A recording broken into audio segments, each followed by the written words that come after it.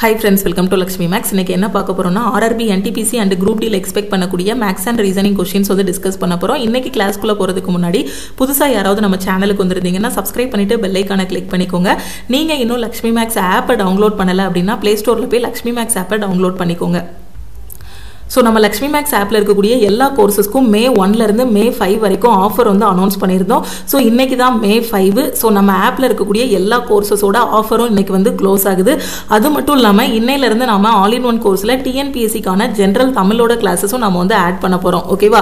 So இனி all in one கோர்ஸ்ல join பண்ணக்கூடிய student வந்து 2500 ஃபீஸ் பே பண்ற மாதிரி இருக்கும். இன்னைக்கு ஜாயின் பண்ணக்கூடிய ஸ்டூடண்ட் 1899 பே பண்ணி ஜாயின் பண்ணிக்கலாம். ஆல் இன் ஒன் கோர்ஸ்னா ஒரே ஒரு கோர்ஸ் தான். எல்லா சென்ட்ரல் கவர்மெண்ட் எக்ஸாமும் ஃபர்ஸ்ட் அட்டெம்ப்ட்ல கிளியர் பண்ற மாதிரி ஒரே கோர்ஸ்ல பெஸ்டான கிளாसेस வந்து கொடுத்திருப்போம். Maths, reasoning, general awareness, science, previous year question, revision classes, live classes, weekly test, weekly plan எல்லாமே இதிலே ப்ரொவைட் பண்ணிருப்போம். NTPC யோட டெஸ்ட் பேட்சோட ஃபீஸ் பாத்தீங்கன்னா 599. இன்னைக்கு ஆஃபர் பிரைஸ் பாத்தீங்கன்னா 399. மேத்ஸ் அண்ட் ரீசனிங்கான ஆஃபர் பிரைஸ் பாத்தீங்கன்னா 1199. சயின்ஸ் அண்ட் ஜெனரல் அவேர்னஸ்ல ஜாயின் பண்ற ஸ்டூடண்ட் 699 ஆஃபர் பிரைஸ்ல ஜாயின் பண்ணிக்கலாம். கரண்ட் அஃபேரோட PDF கோர்ஸ் பாத்தீங்கன்னா உங்களுக்கு லாஸ்ட் 1.5 வருஷத்தோட current affair plus upcoming current affair எல்லாமே தமிழ் அண்ட் இங்கிலீஷ்ல ப்ரொவைட் பண்ணிருப்போம். இதோட ஃபீஸ் வந்து 399. லைஃப் டைம் வேலிடிட்டி இருக்கும். ஓகேவா? அதே மாதிரி இங்கிலீஷோட A to Z சீரிஸோட ஃபீஸும் பாத்தீங்கன்னா 499. குரூப் D யோட டெஸ்ட் பேட்ச் இதுல 1000 பிளஸ் டெஸ்ட் வந்து உங்களுக்கு ப்ரொவைட் பண்ணிருப்போம். சோ இன்னைக்கு ஜாயின் பண்ற ஸ்டூடண்ட் 399 பே பண்ணி ஜாயின் பண்ணிக்கலாம். ஓகே, சோ இந்த ஆஃபர் வந்து இன்னைக்கு நைட் 12 o'clock கூட உங்களுக்கு க்ளோஸ் ஆகிரும். நீங்க ஆல் இன் ஒன்ல ஜாயின் பண்றீங்க அப்படின்னா டெய்லி மார்னிங் 10:30 to 11:30 உங்களுக்கு லைவ் கிளாஸ் இருக்கும். இப்போ இந்த ஆஃபர் பிரைஸ்ல நான் எப்படி ஜாயின் பண்றது அப்படின்னா இதுதான் நம்ம டீமோட வாட்ஸ்அப் நம்பர். இந்த நம்பரை உங்க போன்ல லக்ஷ்மி மேக்ஸ்னு சேவ் பண்ணிட்டு இந்த நம்பருக்கு நீங்க ஆல் இன் ஒன் ஜாயின் பண்ணா I want all in one message பண்ணுங்க. கரண்ட் அஃபேர் ஜாயின் பண்ணா I want CA PDF message பண்ணுங்க. மேக்ஸ் கோர்ஸ்னா I want maths course message பண்ணுங்க. இல்ல டெஸ்ட் பேட்ச் அப்படின்னா ஐ வாண்ட் டெஸ்ட் மெசேஜ் பண்ணுங்க. நீங்க மெசேஜ் பண்ணதும் டீம்ல இருந்து கான்டாக்ட் பண்ணிட்டு ஜிபே நம்பர் இல்ல அக்கவுண்ட் நம்பர் கொடுப்பாங்க.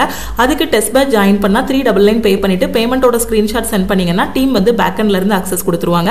ஆப்ல போய் டைரக்டா ஃபீஸ் பே பண்ண வேண்டாம். ஆப்ல கோர்ஸோட ஃபீஸ் வந்து அதிகமா இருக்கும். For example all in one கோர்ஸுக்கு ஆப்ல போய் பே பண்றீங்கன்னா 2500 வரைக்கும் ஃபீஸ் இருக்கும். நீங்க டீமுக்கு கான்டாக்ட் பண்ணிட்டீங்க அப்படின்னா 1899 ஆஃபர் பிரைஸ்ல ஜாயின் பண்ணிக்கலாம். சோ ஆஃபர் வந்து இன்னையோட க்ளோஸ் ஆகுது. ஓகே, சோ ஜாயின் பண்ணக்கூடிய ஸ்டூடண்ட் இமிடியேட்டா ஜாயின் பண்ணிக்கோங்க. ஓகேவா? சோ இன்னைக்கு கிளாஸ்க்குள்ள போலாமா? First question பாருங்க. Select the option figure in which the given figure is embedded. ஓகேவா? ஒரு படம், ஒரு பெரிய படம் வந்திருக்கு. அந்த படத்துல உள்ள ஒரு சின்ன பகுதியை மட்டும் உங்களுக்கு இங்க கொடுத்திருக்காங்க. ஓகேவா? சோ அது இந்த 4 ஆப்ஷன்ல எங்க இருக்கு? இந்த ஷேப் இந்த 4 ஆப்ஷன்ல எங்க இருக்குங்கறத நீங்க கண்டுபிடிக்கணும். இப்போ இந்த ஷேப் எப்படி இருக்கு? ஒரு ஸ்கொயர் மாதிரி இருக்குன்னு வெச்சுக்கோங்களேன். அதுல இந்த மாதிரி பண்ணிருக்காங்க. ஒரு நாற்கரம் மாதிரி இருக்கு கிட்டத்தட்ட. ஓகேவா? சோ அப்ப இந்த ஷேப் இதுல இருக்கா? இந்த மாதிரி ஷேப் இங்க இருக்கா? இல்ல. சோ இந்த இதுவும் மட்டும் தான் இருக்கு. எது இருக்கு? இதுவும் மட்டும் தான் ஆப்ஷன் A ல இருக்கு. So option A I eliminate பண்ணிரலாம். ஓகே, அடுத்து ஆப்ஷன் B செக் பண்ணலாமா? சோ ஆப்ஷன் B ல பாருங்க. சோ ஆப்ஷன் இது வேணா B ன்னு வெச்சுக்கோங்க. இது C, இது D ன்னு வெச்சுக்கோங்க. ஓகே, ஆப்ஷன் B ல பாருங்க. ஆப்ஷன் B ல அந்த ஷேப் இருக்கா? இல்ல. சோ இந்த ஷேப் இருக்கு, இதுவும் இருக்கு, பட் இந்த மாதிரி வரல. ஓகேவா? சோ ஆப்ஷன் B யும் நாம என்ன பண்ணிரலாம்? எலிமினேட் பண்ணிரலாம். ஆப்ஷன் C ல பாருங்க. அவங்க கொடுத்திருக்க மாதிரி ஷேப் இருக்கான்னு. சோ கரெக்ட்டா இந்த ஷேப் இருக்கு, இந்த ஷேப் இருக்கு, சோ இதுவும் இருக்கு. ஆப்ஷன் B ல இதே மாதிரி கரெக்ட்டா இருக்கு பாருங்க. சாரி, ஆப்ஷன் C ல இவங்க என்ன கொடுத்திருக்காங்களோ அதே மாதிரி கரெக்டா இருக்கா? சோ நான் இன்னொரு டைம் வரைஞ்சு காட்டுறேன் பாருங்க. ஜஸ்ட் ஒரு செகண்ட்ல எக்ஸாம்ல ஆன்சர் பண்ணிரலாம். என்ன சொல்லிருக்காங்க? சோ இந்த மாதிரி ஒரு இது இருக்கணும். ஓகே, சோ இந்த மாதிரி ஒரு கோட் இருக்கணும். ஓகேவா? சோ இதுல இந்த மாதிரி ஒரு வளைவு இருக்கணும். சோ இருக்கா? கரெக்டா இருக்கா? ஆப்ஷன் C வந்து கரெக்ட். ஆப்ஷன் D ல பாருங்க அந்த ஷேப்பே இல்ல. அதனால ஆப்ஷன் D வந்து நாம என்ன பண்ணிரலாம்? எலிமினேட் பண்ணிரலாம். சோ ஆப்ஷன் C தான் கரெக்ட்னு சொல்லிரலாம். ஓகே, அடுத்த क्वेश्चन பாருங்க. சோ இதுல என்ன சொல்லிருக்காங்க? The line chart shows the annual food grain production for a country. For how many years was the production higher than the average production of the period? கோட்டு விளக்கு படம் ஒரு நாட்டின் வருடாந்திர உணவு தானிய உற்பத்தியை காட்டுகிறது. காலத்தின் சராசரி உற்பத்தியை விட எத்தனை ஆண்டுகள் உற்பத்தி அதிகமாக இருந்தது? சோ இது வந்து பாத்தீங்கன்னா ஒரு சார்ட் வந்து உங்களுக்கு கொடுத்திருக்காங்க. ஓகேவா? ஒரு லைன் சார்ட் வந்து கொடுத்திருக்காங்க.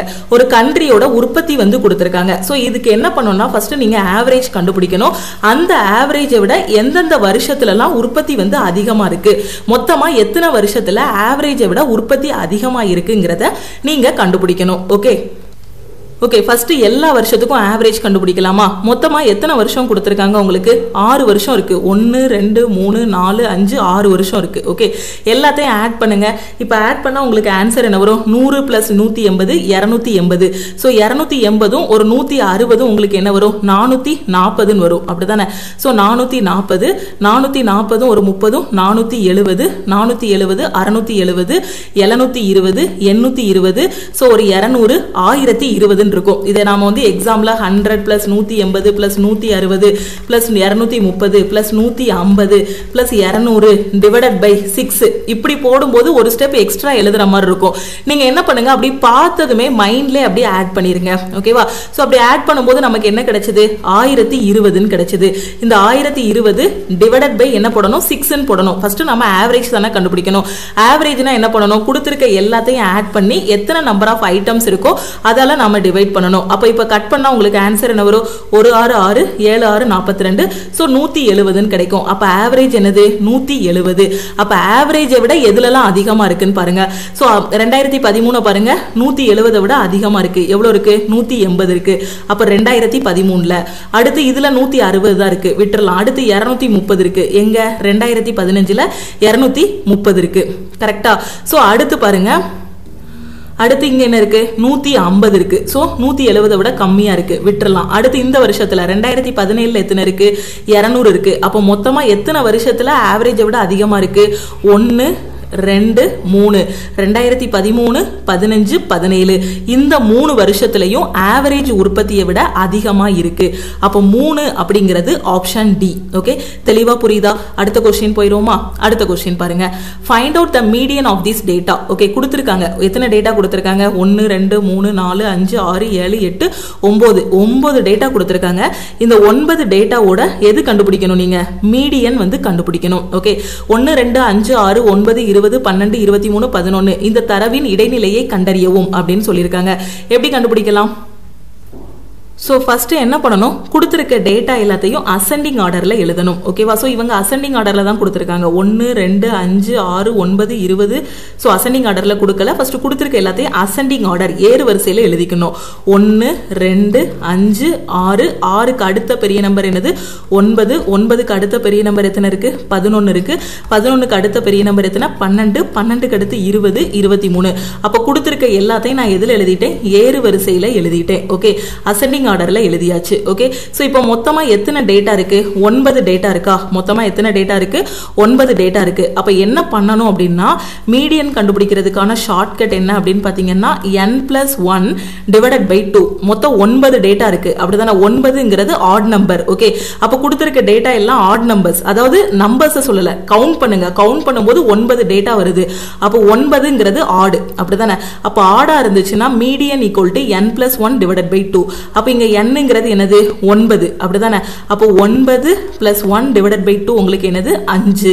அப்ப இந்த இதுல 5வது இடத்துல யார் இருக்கான்னு பாருங்க. 1 2 3 4 5. 5வது இடத்துல யார் இருக்கா? 9 இருக்காங்க. அப்போ 9 தான் இதுல இருக்கக்கூடிய இடைநிலை. அதாவது நம்ம என்ன சொல்லுவோம்? இடைநிலை, இல்லனா இங்கிலீஷ்ல மீடியன் அப்படின்னு சொல்லுவோம். புரியுதா? ஃபர்ஸ்ட் கொடுத்திருக்க டேட்டா எல்லாத்தையும் அசெண்டிங் ஆர்டர்ல எழுதிக்கணும். அது அசெண்டிங் ஆர்டர்ல எழுதிட்டு n+1 டிவைடட் பை 2 பார்க்கணும். ஓகேவா? சோ பார்க்கும்போது நமக்கு என்ன வந்துச்சு? 5ன்னு வந்துச்சு. அப்ப 5வது இடத்துல யார் இருக்காங்க? 9 இருக்காங்க.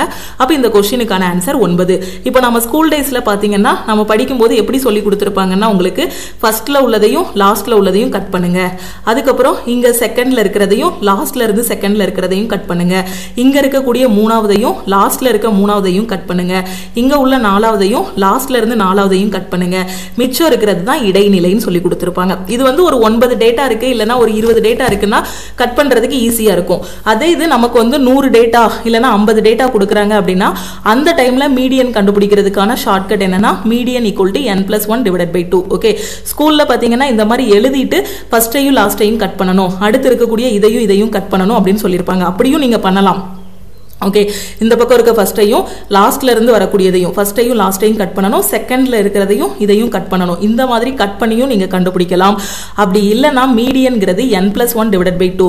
என்னங்கிறது கொடுத்துருக்க டேட்டா எத்தனை இருக்கோ அது எல்லாத்தையும் நீங்க கவுண்ட் பண்ணணும். இங்க 9 இருந்ததுனால நான் 9ன்னு போட்டிருக்கேன். ஒருவேளை எனக்கு 11 இருக்குன்னா நான் 11ன்னு போடணும், 13 இருக்குன்னா நான் 13ன்னு போடணும். ஓகே, புரிஞ்சிருச்சா? அடுத்த கொஸ்டின் போலாமா? அடுத்த கொஸ்டின். இந்த கொஸ்டின்ல என்ன சொல்லியிருக்காங்க? ஸோ இது வந்து ஒரு ஸ்டேட்மெண்ட் கொடுத்துருக்காங்க. அந்த டெசிஷன் வந்து இந்த ஸ்டேட்மெண்ட்டை வச்சு கரெக்டாங்கிறத நீங்க கண்டுபிடிக்கணும். A decision is given followed by 2 statement 1 and 2. Read all the information carefully and select the correct option. ஓகேவா? ஒரு டெசிஷன் எடுத்திருக்காங்க. என்ன டெசிஷன் எடுத்திருக்காங்க? In order to promote tourism, country W is declaring 20 of its cities as heritage sites. ஓகேவா? country Wன்னு ஒரு country இருக்கு. அந்த கண்ட்ரில டூரிசம் வந்து ப்ரமோட் பண்றதுக்காக 20 சிட்டியை வந்து என்ன பண்ணிருக்காங்கன்னா ஹெரிடேஜ் சைட்ஸா வந்து டிக்ளேர் பண்ணிருக்காங்க. ஓகேவா? அப்ப இந்த டெசிஷன், இந்த முடிவு எதை வச்சு எடுத்திருப்பாங்க? இந்த ஸ்டேட்மெண்ட் 1 வச்சு எடுத்திருப்பாங்களா, இல்ல இந்த ஸ்டேட்மெண்ட் 2 வச்சு எடுத்திருப்பாங்களா, இல்ல ரெண்டையும் வச்சு எடுத்திருப்பாங்களா, இல்ல ஏதாவது ஒண்ணு மட்டும் வச்சு எடுத்திருப்பாங்களா? இதை தான் நீங்க கண்டுபிடிக்கணும். ஓகே, ஃபர்ஸ்ட் ஸ்டேட்மெண்ட் பாருங்க. 4 of the 20 cities are located in hilly areas and have limited access to transport. So இதுல என்ன சொல்லிருக்காங்க? 20 சிட்டியை வந்து என்ன பண்ண போறாங்க? ஹெரிடேஜ் சைட்ஸா மாத்த போறாங்கன்னு சொல்லிருக்காங்க. இங்க ஸ்டேட்மெண்ட் என்னன்னா அந்த 20 சிட்டிஸ்ல 4 வந்து மலைப்பகுதிகளில் இருக்கு. அங்க வந்து டிரான்ஸ்போர்ட்டுக்கு வந்து ரொம்ப கஷ்டமா இருக்கு. டிரான்ஸ்போர்ட் வந்து லிமிட்டடா தான் இருக்கு. சோ இதனால தான் இந்த டெசிஷன் எடுத்திருக்காங்கன்னு சொல்றாங்க. சோ அதனாலயே எடுத்திருக்காங்க. இல்ல, டூரிசமா ப்ரமோட் பண்றதுக்காக என்ன பண்றாங்க? கண்ட்ரி W வந்து 20 சிட்டியை ஹெரிடேஜ் சைட்ஸா இது பண்றாங்க. அவங்க வந்து ஹில்லி ஏரியாஸை வந்து டிரான்ஸ்போர்ட் அதிகப்படுத்துறதுக்காக தான் இந்த முடிவை எடுத்திருக்காங்க அப்படின்லாம் அவசியம் இல்லை. அப்போ இதை வந்து நாம எலிமினேட் பண்ணிடலாம். ஓகேவா? ரெண்டாவது பாருங்க. in the past whenever a city in country W has been promoted for tourism. ஓகேவா? சோ கடந்த காலங்கள்ல பாத்தீங்கன்னா இந்த கண்ட்ரில வந்து டூரிசம் வந்து ப்ரமோட் பண்ணது எதுக்கு வழிவகுத்துச்சு அப்படின்னா it has led to increased employment opportunities in the city. அப்போ இந்த கண்ட்ரில வந்து லாஸ்டா, ஓகேவா, லாஸ்ட் இயரா இருந்திருக்கலாம், அதுக்கு முன்னாடி இந்த டெசிஷன் எடுக்கிறதுக்கு முன்னாடி இதே மாதிரி இந்த கண்ட்ரில வந்து என்ன பண்ணிருக்காங்க? டூரிசம் ப்ரமோட் பண்ணும்போது நிறைய பேருக்கு வந்து வேலை வாய்ப்பு வந்து கிடைச்சிருக்கு அப்படின்னு சொல்லியிருக்காங்க. ஓகேவா? அப்ப நிறைய பேருக்கு வேலை வாய்ப்பு கிடைச்சிருக்கிறதுனால தான் இந்த டைமும் என்ன பண்ணிருக்காங்கன்னா டூரிசம் வந்து ப்ரமோட் பண்றாங்க அப்படி நாம சொல்லலாம் இல்லையா?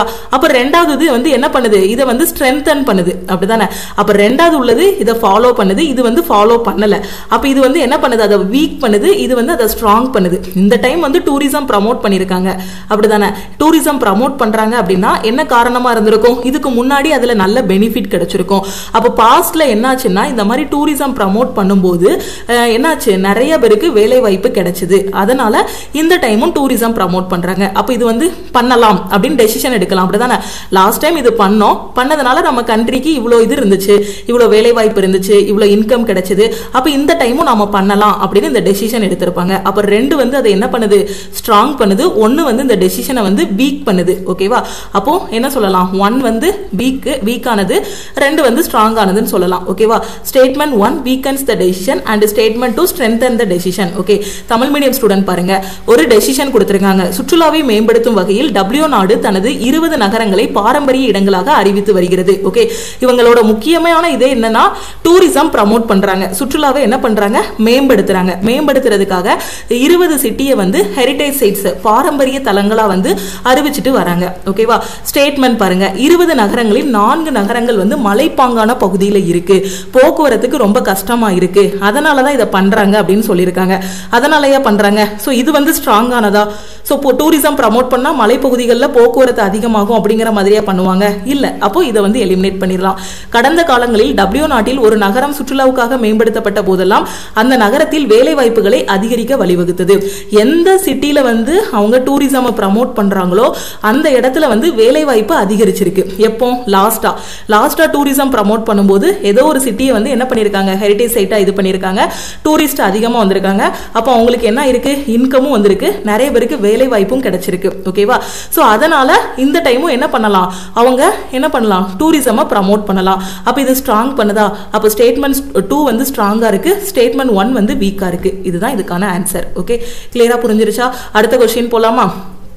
இந்த क्वेश्चनல பாருங்க the curved surface area of a cylindrical pillar is 528 meter square okay and its volume வந்து 1848 meter cube the ratio between its radius and height ஒரு உருளை தூணின் வளைந்த மேற்பரப்பளவு 528 மீட்டர் ஸ்கொயர் அதன் கன அளவு 1848 மீட்டர் கியூப் அதன் ஆரம் மற்றும் உயரம் இடையே உள்ள விகிதம் என்னன்னு கேட்டிருக்காங்க ஸோ பில்லர் வந்து உங்களுக்கு எப்படி இருக்குது சிலிண்டர் ஷேப்பில் இருக்குது அதாவது உருளை வடிவத்தில் அந்த பில்லர் வந்து இருக்குது ஓகேவா அந்த தூண் வந்து என்ன ஷேப்பில் இருக்குது அப்படின்னு பார்த்தீங்கன்னா இந்த மாதிரி ஒரு உருளை வடிவத்தில் இருக்குது அதோட வளைந்த மேற்பரப்பளவு கர்வ்டு சர்ஃபேஸ் ஏரியா என்ன சொல்லியிருக்காங்க 528ன்னு சொல்லியிருக்காங்க அப்போ அதோட கர்வ்டு சர்ஃபேஸ் ஏரியாவுக்கான ஃபார்முலா என்ன 2πRh ஓகேவா அப்போ இதே உருளையோட வால்யூம் கண்டுபிடிக்கிறாங்க இதே உருளையோட கன அளவு கண்டுபிடிக்கிறாங்க உருளையோட கன அளவுக்கான ஃபார்முலா என்ன πr²h அப்ப அதோட கன அளவு கண்டுபிடிக்கும் போது என்ன வருது 1848 மீட்டர் கியூப்னு கிடைக்குது ஓகேவா சோ இப்போ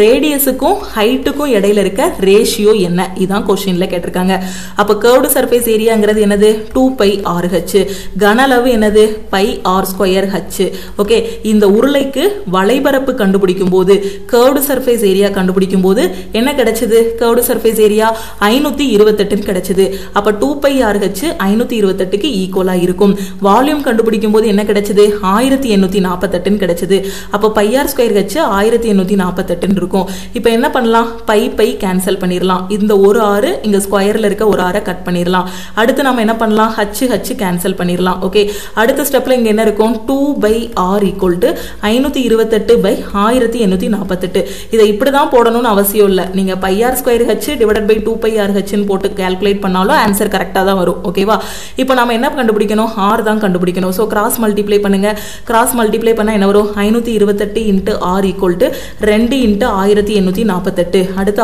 r = 2 * 1848 / 528 ன்னு கிடைக்கும் ஓகே சோ இப்போ நாம இத கட் பண்ணனும் கட் பண்ணும்போது பாருங்களேன் சோ என்னன்னா யூனிட் டிஜிட் வச்சு செக் பண்ணலாம் ஓகேவா சோ இங்க பாருங்க இப்போ நமக்கு யாருக்கு ரேஷியோ கேட்டிருக்காங்க ஆரத்துக்கும் உயரத்துக்கும் உள்ள ரேஷியோ கேட்டிருக்காங்க அப்போ இங்க என்ன இருக்கு 7 இருக்கா சோ இங்க என்ன இருக்கு 7 இருக்கு 7ல ஆரம்பிச்சிருக்கு இதுவும் 7ல ஆரம்பிச்சிருக்கு ரேடியஸ் 7ல ஆரம்பிச்சிருக்கு இங்க ரேடியஸ் 9ல ஆரம்பிச்சிருக்கு இங்கேயும் 9ல ஆரம்பிச்சிருக்கு அப்ப மேபி ரேடியஸ் வந்து 7 ஆர் 9 இருக்க வாய்ப்பு இருக்கு இல்லனா இன்னும் கொஞ்சம் பெரிய நம்பரா இருக்கும் அவ்வளவுதான் ஒன்னு 7 ஓட மல்டிபிளா இருக்கும் இல்லனா 7 இருக்கும் இல்லனா 9 ஓட மல்டிபிளா இருக்கும் இல்லனா 9 இருக்கும் ஓகே சோ இந்த 7 எடுத்துட்டு வந்து நீங்க என்ன பண்ணலாம் இத வந்து கட் பண்ணியும் பார்க்கலாம் அப்படி இல்லனா டைரக்ட்டானாலும் நீங்க கட் பண்ணிரலாம் ஓகே கொஞ்சம் ஸ்மார்ட்டா யோசிச்சீங்கன்னா 7 ஓட மல்டிபிளா 9 ஓட மல்டிபிளாங்கறத கண்டுபிடிச்சும் நீங்க கண்டுபிடிக்கலாம் அப்படி இல்லனா டைரக்ட்டா கட் பண்ணினாலும் பண்ணலாம் ஓகே சோ அந்த மாதிரி நீங்க யோசிக்கிறதுக்கு இன்னும் நிறைய क्वेश्चन வந்து சால்வ் பண்ணீங்கன்னா உங்களுக்கே அது புரிஞ்சிரும் ஆப்ஷன் எலிமினேஷன் மெத்தட்ல இது பண்றதுக்கு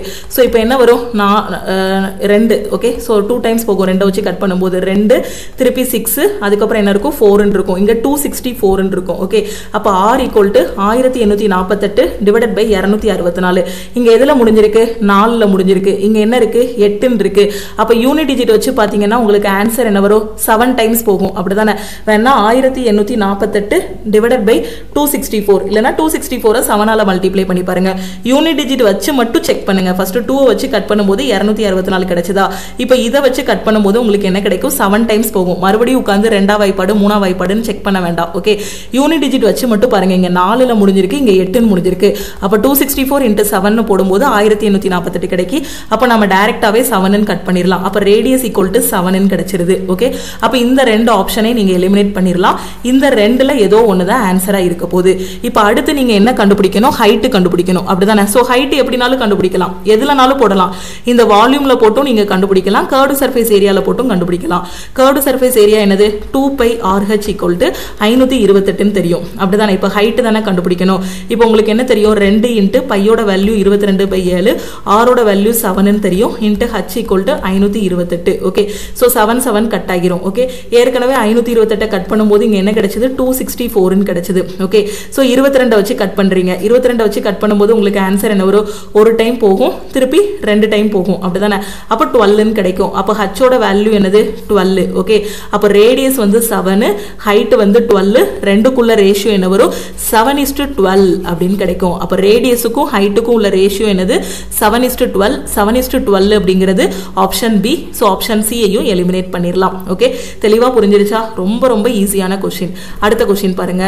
how many triangles are there in the given figure னு சொல்லியிருக்காங்க. ஓகே, கொடுக்கப்பட்ட படத்தில் எத்தனை முக்கோணங்கள் உள்ளன அப்படின்னு கேட்டிருக்காங்க. ஓகே, ஸோ கொடுத்துருக்க படத்தை நல்லா பாருங்க.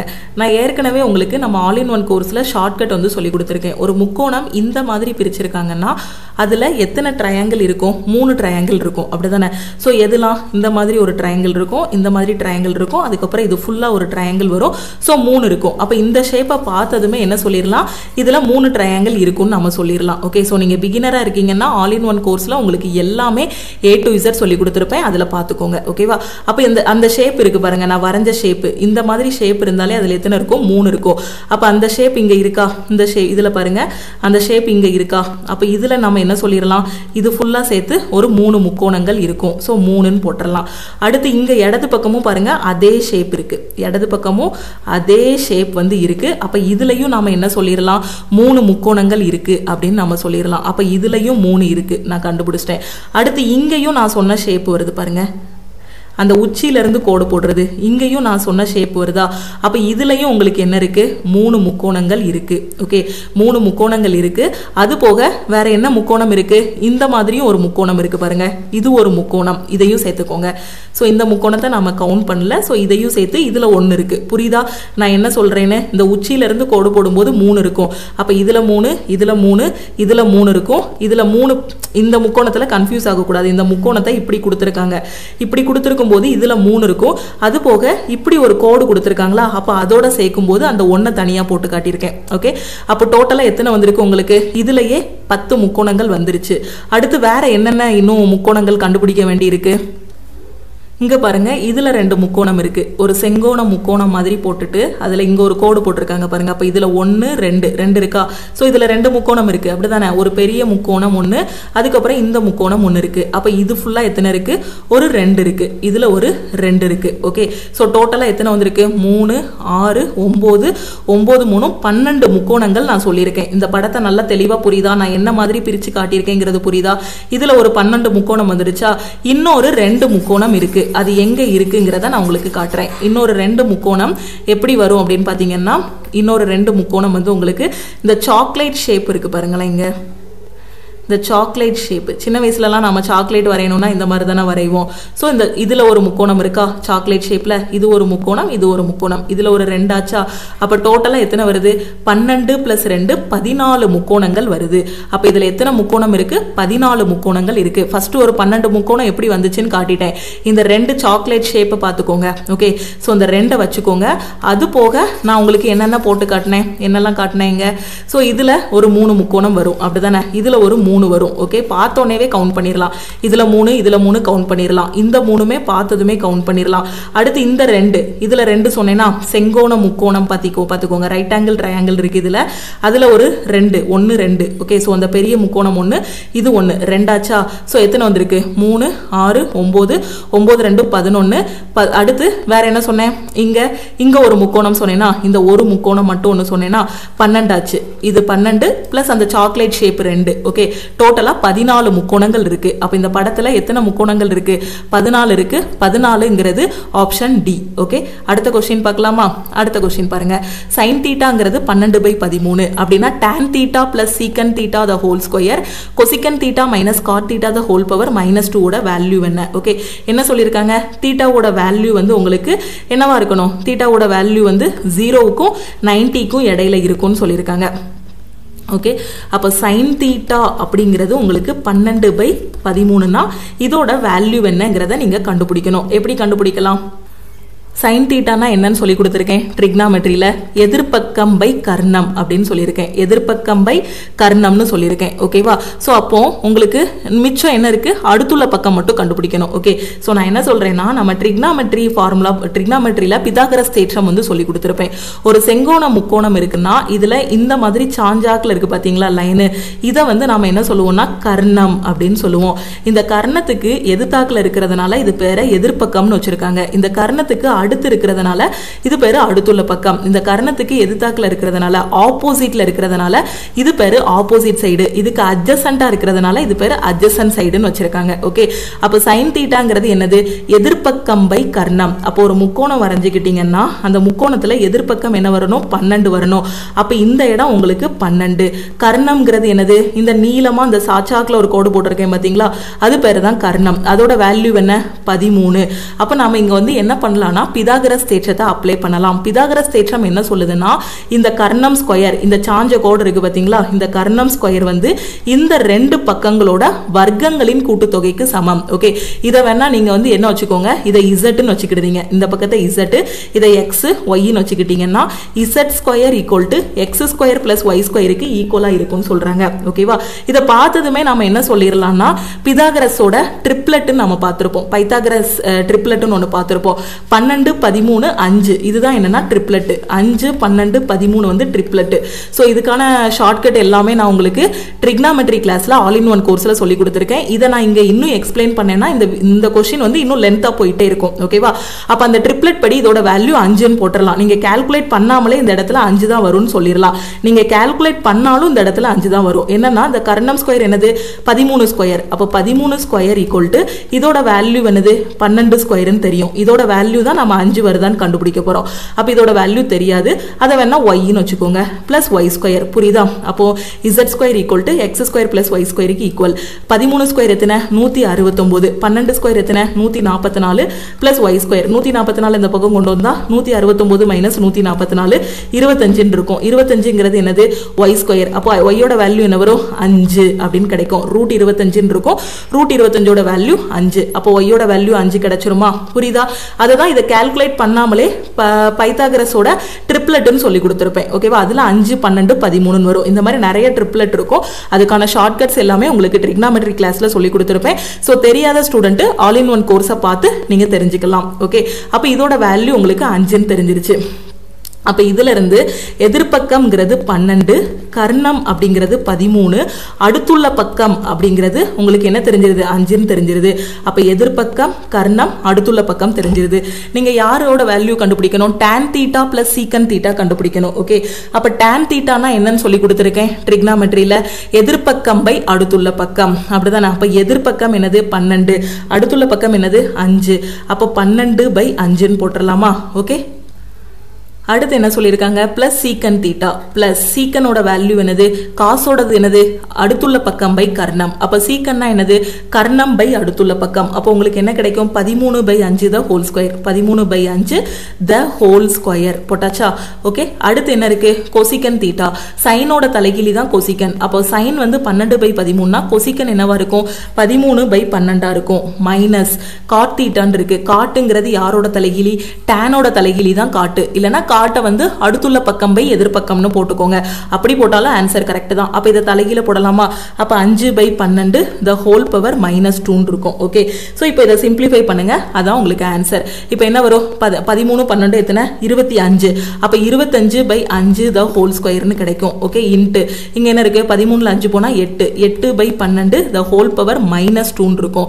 இதையும் கட் பண்ணீங்கன்னா உங்களுக்கு என்ன வரும்? 5 ஸ்கொயர். ஓகே, 5 இதையும் கட் பண்ணிடலாமா? டைரக்டா கட் பண்ணா என்ன கிடைக்கும்? 5 ஸ்கொயர் இருக்கும். 5 ஸ்கொயர் இன்ட்டு 2 நாள் 8 3 நாள் 12. 2 by 3 the whole power minus 2 இருக்கா? அப்ப இதை நாம எப்படி எழுதலாம்? 3 பை 2 த ஹோல் ஸ்கொயர்னு எழுதலாமா? 3 பை 2 த ஹோல் ஸ்கொயர்னு எழுதிக்கலாம். 2 by 3 the whole power minus 2 3 by 2 the whole ஸ்கொயர்னு எழுதிக்கலாம். அப்ப 5 ஸ்கொயரோட வேல்யூ என்ன? 25. 3 ஸ்கொயரோட வேல்யூ என்ன? 9. இங்க 2 ஸ்கொயர் இருக்கா? 4. அப்போ மல்டிப்ளை பண்ணா என்ன வரும்? 25 இன்ட்டு 9 225. அப்ப 225 பை 4 தான் இந்த கொஸ்டினுக்கான ஆன்சர். 225 பை 4ங்கிறது ஆப்ஷன் டி. ஓகே, சோ ட்ரிக்னாமெட்ரியோட பேசிக்கான ஃபார்முலாஸ் எல்லாமே இந்த இடத்துல நாம யூஸ் பண்ணிருக்கோம். சைனோடது என்ன அப்படின்னு பாத்தீங்கன்னா எதிர்பக்கம் பை கர்ணம். ஓகே, அதாவது ஆப்போசிட் சைடு பை கர்ணம். ஓகேவா, அதே மாதிரி காசோடது பாத்தீங்கன்னா அடுத்துள்ள பக்கம் பை கர்ணம். டேனோடது பாத்தீங்க அப்படின்னா எதிர்பக்கம் பை அடுத்துள்ள பக்கம். ஓகே, சோ சைனோட தலைகீழி என்ன அப்படின்னு பாத்தீங்கன்னா கொசிக்கன். காசோட தலைகீழி பாத்தீங்கன்னா சீக்கன். டேனோட தலைகிலி பார்த்தீங்கன்னா காட்டு. ஓகே, ஸோ இதுக்கான பேசிக்கான கிளாஸஸ், அதுக்கப்புறம் டீட்டெயிலான எக்ஸ்பிளனேஷன் எல்லாமே உங்களுக்கு ஆல் இன் ஒன் கோர்ஸில் இருக்குது. நீங்கள் பிகினராக இருக்கீங்க அப்படின்னா ஃபர்ஸ்ட் அந்த பேசிக் கிளாஸஸ் எல்லாமே பார்த்துட்டு அதுக்கப்புறமா இந்த ரிவிஷன் கிளாஸஸில் வந்து உட்காருங்க. ஓகேவா? இப்போ அடுத்த கொஸ்டின் பார்க்கலாமா? அடுத்த கொஸ்டின் பாருங்க. The position of how many letters will remain unchanged if each of the letters in the word strange is arranged in alphabetical order. Okay, strange ன்னு ஒரு வார்த்தை இருக்கு. இந்த strangeல இருக்க வார்த்தை எல்லாத்தையுமே alphabetical orderல ABCD வரிசையில எழுதுறீங்க. அப்படி எழுதும்போது எத்தனை இது அதோட பொசிஷன் மாறாம இருக்கும்? STRANGE, இதுதான் ஸ்ட்ரேஞ்ச். இப்போ ஏபிசிடியில் ஃபர்ஸ்ட் எந்த லெட்டர் வரும்? ஏ வருமா? அப்போ ஏ எழுதிக்கோங்க. இப்போ இந்த ஸ்ட்ரேஞ்சை தான் அப்படியே ஆல்பபெட்டிக்கல் ஆர்டரில் அரேஞ்ச் பண்ண போறீங்க. ஏக்கு அடுத்து இந்த ஸ்ட்ரேஞ்சில் இருக்க எழுத்துல எந்த எழுத்து வரும்? இ வருமா? ஸோ இ. ஈக்கு அடுத்து என்ன இருக்கும்? ஜி வரும். ஜிக்கு ப்ரிஃபரன்ஸ் கொடுக்கணும். அடுத்து யார் வருவாங்க? என். என்னுக்கு அடுத்து யாரு? ஆர். ஓகேவா? ஸோ ஆருக்கு அடுத்து யார் வருவாங்க? எஸ். எஸ்ஸுக்கு அடுத்து டி. ஓகே, ஸோ இப்போ யாரெல்லாம் உங்களுக்கு வந்து பொசிஷன் சேஞ்ச் ஆகாமல் இருக்காங்க? ஸோ யார் வந்து சேஞ்ச் ஆகாமல் இருக்காங்க? யாருமே இல்லை, அப்படிதானே? எஸ் இருக்க இடத்துல ஏ இருக்கு, டீக்கு ஆப்போசிட்ல. அதாவது இப்போ இங்க டி இருக்குன்னா டீக்கு ஆப்போசிட்ல டிஏ வந்திருக்கணும். அப்பதான் பொசிஷன் மாறாம இருக்குன்னு அர்த்தம். இப்போ எல்லாரோட இடமுமே மாறி இருக்கு, அப்படிதானே? ஈயோட இடம் மாறி இருக்கு, ஜியோட மாறி இருக்கு, என், ஏ, ஆர், டி, எஸ்ன்னு எல்லாரோட இடமுமே மாறி இருக்கு. ஓகேவா? ஸோ நிலை மாறாமல் யாருமே இல்லை. அப்போ இந்த இதுக்கான ஆன்சர் என்னன்னா நன்னு. ஓகேவா? ஸோ ஒன்னே ஒன்று மட்டும் உங்களுக்கு அப்படியே சேமா வருது. ஃபார் எக்ஸாம்பிள் இங்க எஸ் வந்து எஸ் இங்கே வருது அப்படின்னா நம்ம என்ன சொல்லிடலாம்? ஒன்னுன்னு சொல்லிடலாம். இல்ல இங்க ஈ வந்து இங்கேயே ஈ வருதுன்னா நம்ம ரெண்டுன்னு சொல்லிடலாம். எஸ்ஸும் ஈயும் எனக்கு சேஞ்ச் ஆகலன்ட்டு. பட் இங்க பாத்தீங்கன்னா எல்லாமே சேஞ்ச் ஆயிருக்கு. அப்ப இதுக்கான ஆன்சர் பாத்தீங்கன்னா நன் தான் இதுக்கான ஆன்சர். ஓகே, அடுத்த question. The marked price of your mobile is 15,000 and the shopkeeper sold it for rupees 13,500. What is the rate of discount offered by the shopkeeper? ஒரு மொபைல் போனோட குறித்த விலை பாத்தீங்க அப்படின்னா எவ்வளோ குறித்த விலை?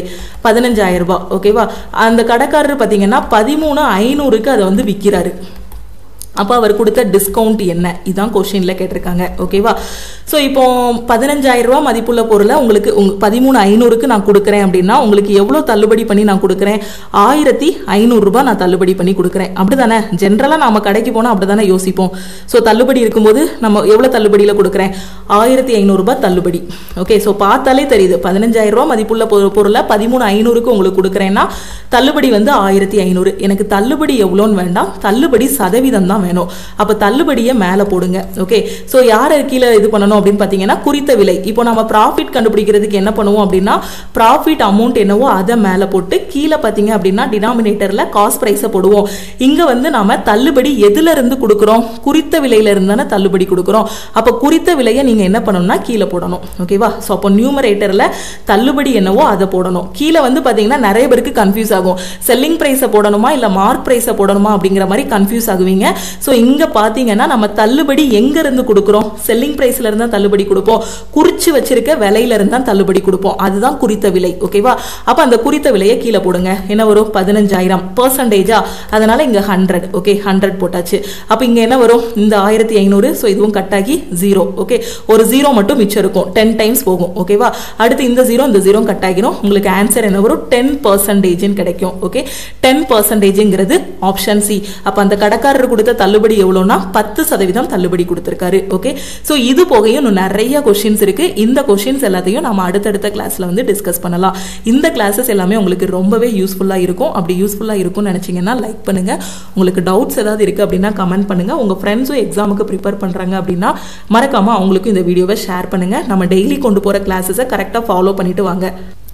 நான் ஒரு பிகினராக இருக்கேன் மேம், இப்போ தான் காம்படிட்டிவ் எக்ஸாமுக்கே ப்ரிப்பேர் பண்ண வந்திருக்கேன், எனக்கு எங்கேருந்து படிக்கணும்னு தெரியல, நான் சிலபஸ் எல்லாமே கம்ப்ளீட் பண்ணணும் அப்படின்னு நினைக்கிற ஸ்டூடெண்ட்டு நம்ம லக்ஷ்மி மேக்ஸ் ஆப்பில் இருக்கக்கூடிய ஆல் இன் ஒன் கோர்ஸில் ஜாயின் பண்ணிக்கோங்க. இந்த ஒரு கோர்ஸ்லேயே உங்களுக்கு state government central government exams எல்லாமே கவர் பண்ணியிருப்போம். மேக்ஸு, ரீசனிங், ஜென்ரல் அவேர்னஸ், சயின்ஸுன்னு எல்லா சப்ஜெக்ட்டும் கவர் பண்ணிடுவோம். ஒவ்வொரு வாரமும் சனிக்கிழமை இதில் டெஸ்ட் இருக்கும். அதுக்கப்புறம் டெய்லி லைவ் கிளாஸும் இந்த ஆல் இன் ஒன் கோர்ஸில் கொடுத்துருவோம். ஒரு 6 மாதம் கஷ்டப்பட்டு படிக்கிறீங்க அப்படின்னா உங்களால் ஒரு காம்படிட்டிவ் எக்ஸாம் வந்து கிளியர் பண்ண முடியும். அதுக்கான ஃபுல் கைடன்ஸும் இந்த ஆல் இன் ஒன் கோர்ஸில் கொடுத்துருவோம். நீங்கள் காலேஜ் ஸ்டூடெண்ட்டாக இருக்கிறீங்கன்னா இப்போவே ஆல் இன் ஒன் கோர்ஸில் ஜாயின் பண்ணிக்கோங்க. ஏன்னா ஒரு 18 வயசுலேயே உங்களோட ப்ரிப்பரேஷன் ஸ்டார்ட் பண்ணும்போது பார்த்தீங்கன்னா கண்டிப்பாக காலேஜ் முடிக்கும் போதோ இல்லைனா அதுக்கு முன்னாடியே உங்களால் ஒரு காம்படிட்டிவ் எக்ஸாம் கிளியர் பண்ண முடியும். ஒரு நல்ல வேலையில் வந்து செட்டில் ஆக முடியும். ஓகே, 18 வயசை வேஸ்ட் பண்ணாமல் இப்போவே படிக்க ஆரம்பிச்சிருங்க. ஸோ ஆல் இன் ஒன் கோர்ஸில் ஜாயின் பண்ணுறதுக்கு நீங்கள் ஒரே ஒரு டைம் தான் ஃபீஸ் பே பண்ணுற மாதிரி இருக்கும். இன்னைக்கு நீங்கள் ஆல் இன் ஒன் கோர்ஸில் ஜாயின் பண்ணுறீங்க அப்படின்னா 1899 பே பண்ணி ஜாயின் பண்ணிக்கலாம். ஏன்னா ஆஃபர் வந்து நாம் 5ஆம் தேதி வரைக்கும் அனௌன்ஸ் பண்ணியிருந்தோம். இன்னைக்கு நைட்டோட ஆஃபர் வந்து க்ளோஸ் ஆகிரும். இதுக்கப்புறம் ஜாயின் பண்ணுற ஸ்டூடெண்ட் வந்து ஆல் இன் ஒன் கோர்ஸுக்கு 2500 பே பண்ணி ஜாயின் பண்ணுற மாதிரி இருக்கும். ஓகே, ஒன்ஸ் நீங்கள் ஃபீஸ் பே பண்ணிட்டீங்க அப்படின்னா உங்களுக்கு லைஃப் டைம் வேலிடிட்டி கொடுத்துருவோம். இதில் ரயில்வேக்கு கீழே வரக்கூடிய என்டிபிசி, ஏஎல்பி, குரூப் டின்னு எல்லா எக்ஸாமும் கவர் பண்ணிடுவோம். எஸ்எஸ்சிக்கு கீழே வரக்கூடிய எல்லா எக்ஸாமும் கவர் பண்ணிடுவோம். அதே மாதிரி பேங்க், பிஓ அண்ட் கிளர்க்குக்கான எக்ஸாம்னு எல்லா central government exam, state government exam எல்லாமே இந்த ஒரு கோர்ஸ்லேயே உங்களுக்கு கவர் பண்ணிடுவோம். ஓகேவா, ஒரு லோ லெவல் எக்ஸாம் நீங்கள் ஸ்டார்டிங்கில் கிளியர் பண்ணாலும் அடுத்தடுத்து இருக்கக்கூடிய லெவலுக்கும் இந்த கிளாஸஸை யூட்டிலைஸ் பண்ணிக்கலாம். ஸோ இதோட ஃபீஸ் பார்த்தீங்கன்னா 1899, எல்லா சப்ஜெக்ட்டும் கவர் ஆகிரும், லைஃப் டைம் வேலிடிட்டி. ஸோ இந்த ஆஃபர் ப்ரைஸில் எப்படி ஜாயின் பண்ணணும்னா நம்ம லக்ஷ்மி மேக்ஸ் டீமுக்கு நீங்கள் காண்டாக்ட் பண்ணணும். ஸோ இப்போ நான் உங்களுக்கு சொல்லிக் கொடுத்தது எல்லாமே ரிவிஷன் கிளாஸஸ். இது எல்லாத்தையுமே நான் டாபிக் வைஸாக பார்க்கணுங்கிற ஸ்டூடெண்ட்டு ஆல் இன் ஒன் கோர்ஸில் ஜாயின் பண்ணிக்கோங்க. இதுதான் நம்ம டீமோட வாட்ஸ்அப் நம்பர். இந்த நம்பரை உங்கள் ஃபோனில் லக்ஷ்மி மேக்ஸ்ன்னு சேவ் பண்ணிவிட்டு இந்த நம்பருக்கு ஐ வாண்ட் ஆல் இன் ஒன்னு நீங்கள் மெசேஜ் பண்ணிங்கன்னா டீமில் இருந்து காண்டாக்ட் பண்ணிவிட்டு உங்களுக்கு ஜிபே நம்பர் இல்லை அக்கௌண்ட் நம்பர் கொடுப்பாங்க. அதுக்கு கோர்ஸோட ஃபீஸ் வந்து 1899 பே பண்ணுங்கள். நீங்கள் வந்து ஆப்பில் போய் டைரெக்டாக பே பண்ணுறீங்கன்னா 2500 பே பண்ணுற மாதிரி இருக்கும். ஏன்னா அதில் இன்டர்நெட் ஹேண்ட்லிங் சார்ஜ், பிளாட்ஃபார்ம் ஃபீஸ்ன்னு எல்லாமே இன்க்ளூட் பண்ணி வச்சுருப்பாங்க. ஓகேவா, ஸோ நீங்கள் ஆப்பில் போய் டைரெக்டாக பே பண்ண வேண்டாம். டீமுக்கு காண்டாக்ட் பண்ணிங்கன்னா இந்த ஆஃபர் ப்ரைஸ்லேயே ஜாயின் பண்ணிக்கலாம். ஆஃபர் வந்து இன்னைக்கு க்ளோஸ் ஆகிரும். ஆல்ரெடி உங்களுக்கு இதுக்கு முந்தின வீடியோலேயே டீட்டெயிலாக எக்ஸ்பிளைன் பண்ணியாச்சு. ஆஃபர் வந்து நைட்டு 12 o'clock கூட க்ளோஸ் ஆகுதுன்னு. ஓகேவா, ஸோ உங்களுக்கு ஆல் இன் ஒன்னுக்கு மட்டும் இல்லை எல்லா கோர்சஸ்க்கும் ஆஃபர் வந்து அனௌன்ஸ் பண்ணியிருக்கோம். என்டிபிசி எக்ஸாமுக்கு இன்னொரு 40 days தான் டைம் இருக்குது. இந்த 40 daysல பார்த்தீங்கன்னா அட்லீஸ்ட் ஒரு 20 ஃபுல் டெஸ்ட்டாவது நீங்கள் எடுக்கணும். அதுக்கு 1000+ டெஸ்ட் சீரிஸ் வந்து கொடுத்துருக்கோம். ஓகேவா, ஸோ 1000+ டெஸ்ட் வந்து இதில் கவர் ஆகும். ஸோ இந்த டெஸ்ட் பேட்சோட ஃபீஸ் பார்த்தீங்கன்னா 399 தான். சிபிடி 1ஓட டெஸ்ட்டும் கவர் ஆகும், சிபிடி 2ஓட டெஸ்ட்டும் கவர் ஆகும்.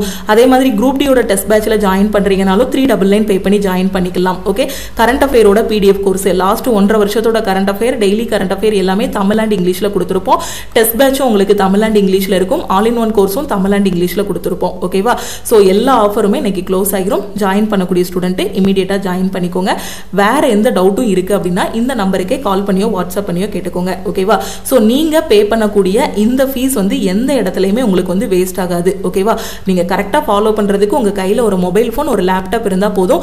கண்டிப்பாக 6 மாதத்தில் உங்களால் ஒரு காம்படிட்டிவ் எக்ஸாம் வந்து கிளியர் பண்ண முடியும். Already NTPC group D prepare பண்ணிட்டு இருக்க ஸ்டூடெண்ட் டெஸ்ட் ப்ராக்டிஸ் பண்ணுங்க. ஓகே, வேற எதுவும் டவுட் இருக்குது, எக்ஸாம் பற்றி எந்த இன்ஃபர்மேஷனுமே எனக்கு தெரியாது, இப்போ தான் நான் படிக்க ஆரம்பிக்கிறேன், எங்கேருந்து படிக்கணும், எந்த எக்ஸாம் சூஸ் பண்ணணும்னு எனக்கு தெரியலைங்கிற ஸ்டூடெண்ட் இந்த நம்பருக்கே கால் பண்ணியோ வாட்ஸ்அப் பண்ணியோ கேட்டுக்கோங்க. நம்ம டெலிகிராம் குரூப், டெலிகிராம் சேனலில் இன்னும் ஜாயின் பண்ணல அப்படின்னா டெலிகிராம் குரூப் அண்ட் சேனல்லையும் ஜாயின் பண்ணிக்கோங்க. இன்ஸ்டாகிராம்லையும் லக்ஷ்மி மேக்ஸை ஃபாலோ பண்ணிக்கோங்க. திருப்பியும் அடுத்த கிளாஸில் மீட் பண்ணலாம். தேங்க்யூ.